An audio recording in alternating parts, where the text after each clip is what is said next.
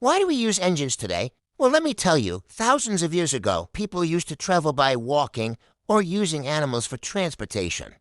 But as the world started getting more industrialized, people wanted to find new ways to make machines that could take over the work of animals. The first kind of engine they invented was the steam engine. Have you ever seen one of those old-fashioned steam engines like on a train? They would start by putting a fire in the engine's belly. The fire would heat up the water in the boiler until it turned into high-pressure steam. That steam would then go into the cylinder and push the piston. The piston would then turn the crankshaft, which would turn the wheels. And that's how the steam engine works. But there were many different kinds of engines. Some were built vertically, some were built horizontally, some were used for powering trains, while others were used for powering factories. In the 1800s, people started building bigger and more powerful engines. The biggest problem with the steam engine was that it took a long time to get the steam up to pressure.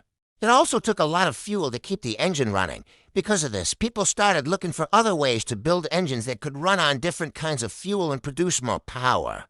One day, a German inventor named Nikolaus Otto came up with an engine that would change everything.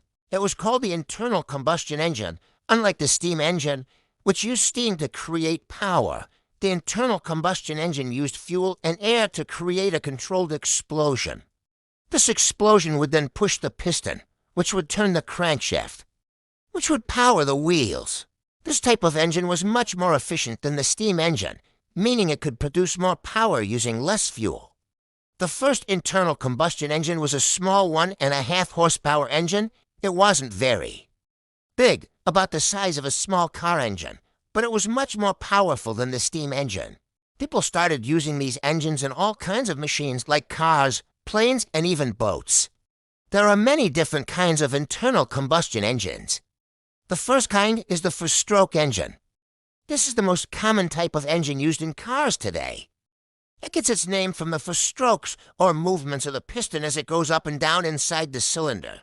The second kind is the two-stroke engine. This type of engine is less common in cars, but it's often used in motorcycles and chainsaws.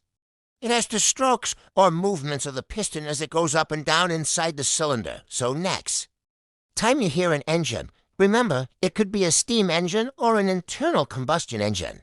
And there are many different kinds of engines out there. Who knows what kind of engine you'll discover?